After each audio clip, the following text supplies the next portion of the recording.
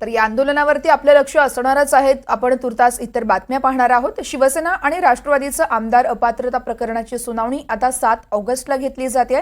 सरन्यायाधीशांच्या समोर या सुनावणी होणार असल्याचं कळतंय। दोन्ही प्रकरणांची सुनावणी होतीये, तर या दोन्ही प्रकरणं एका पाठोपाठ एक घेतली जाण्याची शक्यता आहे। 7 ऑगस्टला होणाऱ्या सुनावणीमध्ये आता काय अपडेट्स येत आहेत हे पाहणं महत्त्वाचं असेल।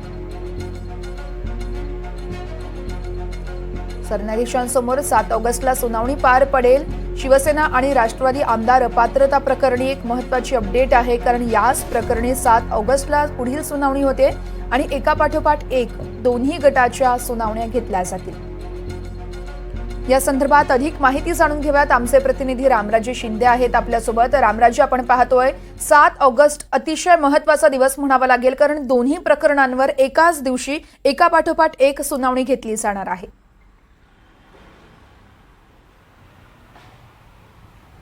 बिल्कुल 7 ऑगस्टला ही सुनावणी आहे, परंतु त्यापूर्वी सर्वोच्च न्यायालयाने चारही पक्षकार म्हणजेच की अजित पवार यांचे राष्ट्रवादी, शरद पवार यांचे राष्ट्रवादी, उद्धव ठाकरे आणि त्याचबरोबर एकनाथ शिंदे या चारही पक्षांना म्हणजे शिवसेना आणि राष्ट्रवादी दोन्ही पक्षाच्या 4 पक्षकारांना आपापलं म्हणणं मांडण्याचे निर्देश दिलेले आहेत आणि साधारणतः एक 7 ते 8 दिवसामध्ये हे म्हणणं लेखी स्वरूपामध्ये मांडावं लागणार आहे। हा पहिला मुद्दा झाला।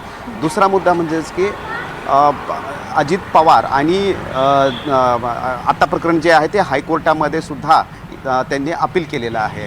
मग अशा वेळी हे प्रकरण हायकोर्टामध्ये अगोदर चालावं अशी मागणी जी आहे ते अजित पवार यांची आहे। त्यामुळे सुप्रीम कोर्ट ही मागणी ऐकते का हे पाहावं लागणार आहे, कारण शरद पवार गट हे डायरेक्ट सुप्रीम कोर्टामध्ये आलेले आहेत। पहिली पायरी ही हायकोर्टाची आहे आणि त्यानंतर सुप्रीम कोर्टामध्ये यावं लागतं, परंतु सुप्रीम कोर्ट यावर काय निर्देश देते ते पाहावं लागणार आहे। जर पुन्हा हायकोर्टामध्ये पाठवलं तर मात्र या केसचा निकाल येण्यासाठी बराच कालावधी लागेल, एवढं मात्र निश्चित आहे। त्यामुळे येत्या विधानसभा निवडणूक डोळ्यासमोर आहेत, अशा वेळी त्याच्या अगोदर या संदर्भामध्ये काही महत्त्वाचे निर्देश सुप्रीम कोर्ट देते का हे पाहावं लागणार आहे। निश्चितच रामराजे, त्यामुळे आता नेमकं काय होतंय, नेमकी काय सुनावणी होते याकडे पाहणं अतिशय महत्त्वाचं आहे।